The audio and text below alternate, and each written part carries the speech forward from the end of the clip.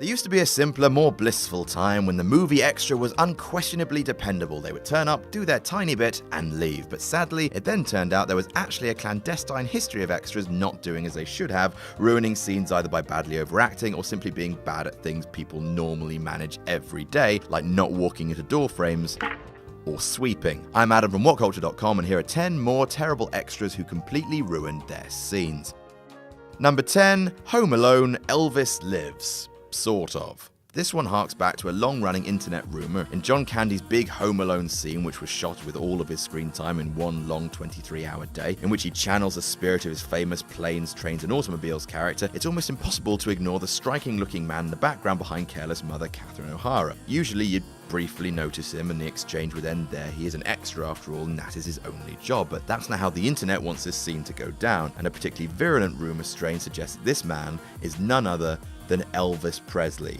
Sure, you can cry bullshit, and probably rightly so, but it's an almost impossible feat to watch this scene now and not scrutinise the bearded man's face for some sign he is in fact the king, walking among us once more. He isn't, but that doesn't stop the scene being ruined now, thanks the internet. You guys give up, or you're thirsty for more? Number 9, Batman Begins, The Forgetful Policeman. Usually a good extra will blend into the background even when given a reasonably sized responsibility, like telling Batman to turn off his engine or being involved in a silly sight gag that probably has no place in gritty realist action like Batman Begins. For some reason, both of these responsibilities were given to the same man. First off, the cop tells Batman to step away from his vehicle, delivering his line with authenticity and conviction and not really drawing too much attention to himself. Turn off your engine! Step away from the car! Mighty fine work, extra man, even if your character wasn't actually successful. But then, less than 2 minutes later, the same cop, clearly suffering from some sort of temporary emotional memory loss, asks dispatch to confirm what Batman's car looks like. At least tell me what it looks like. Apparently, he teleported himself across the city just as Batman did in The Dark Knight Rises. Never mind.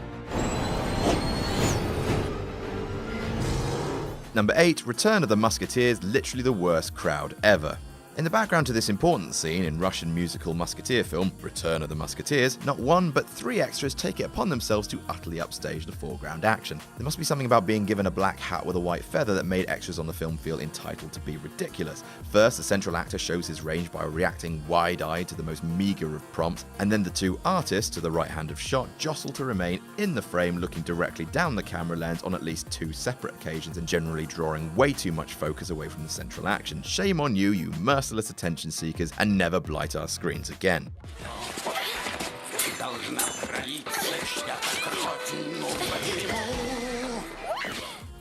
Number 7, Footballer Changes Colour, Wildcat. A continuity error this one, unless the extra employed in Goldie Hawn's American football movie Wildcats was some sort of wizard who was able to change his genetic makeup at the drop of a hat.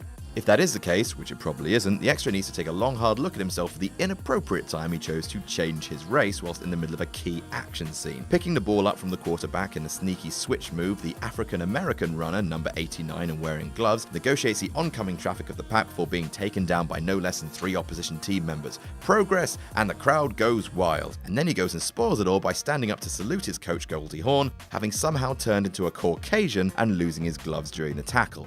That must have been some tackle. Suited up and ready to play, coach.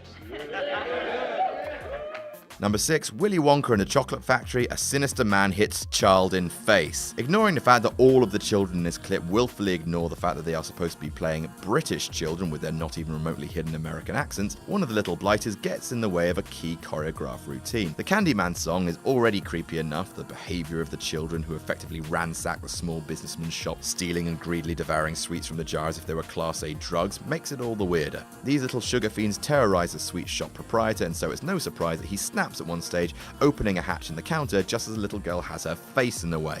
Smack. Now that's what I call a jawbreaker. Ha ha!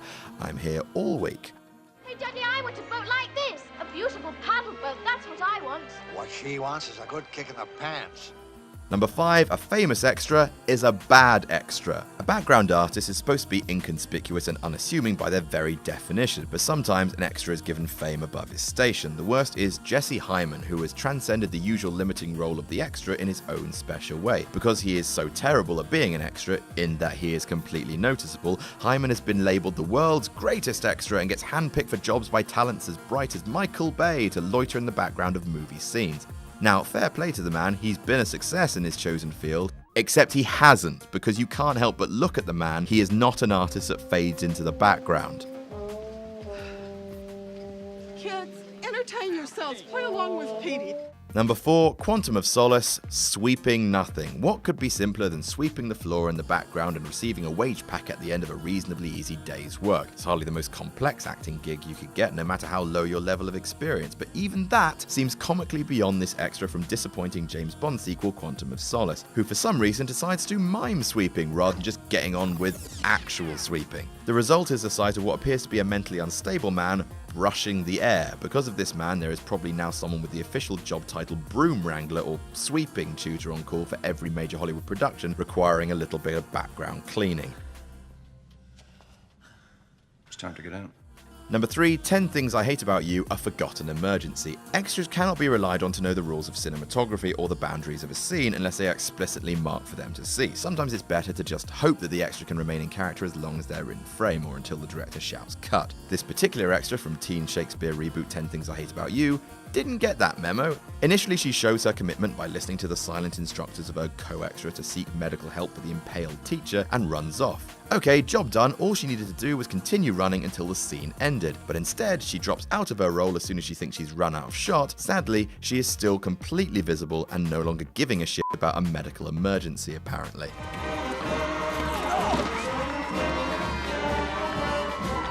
Number 2, Jaws, man loves shark attacks. Most people remember the Jaws extra whose delivery of the simple line, A what? was so comically overblown and inauthentic that it ruined the dramatic impact of what was a key scene. Thing is, he wasn't the only background artist at Martha's Vineyard whose work could be classed as shit. The extra in question was faced with the somewhat difficult prospect of negotiating the surf and also convincingly conveying the immediate threat of a shark attack, and rather than rushing into the water with the required look of horror and the immediate need to save the poor souls in the drink, the mustachioed Ron Jeremy lookalike instead runs casually into the water, a huge grin on his face, as if having a carefree summer's day. You're gonna need a bigger boat. And number 1, The Dark Knight Rises, the overzealous henchman. The Dark Knight Rises was a little sloppy, and I will fight any of you who bafflingly claim it's as good as The Dark Knight. Such sloppiness extended to the background work of one extra in particular. This time the extra mistake cannot be blamed on poor continuity as the Batman Begins example previously, as the stuntman/extra involved in a shoddily choreographed fight scene has no one but himself to blame for falling over without so much as a hint of bodily contact. Good job, sir. Good job. And that's our list. Did we miss any out? Tell us about it in the comments. Don't forget to like, share, and subscribe. You can follow me on Twitter here. I'm Adam from WhatCulture.com, and I'll see you soon.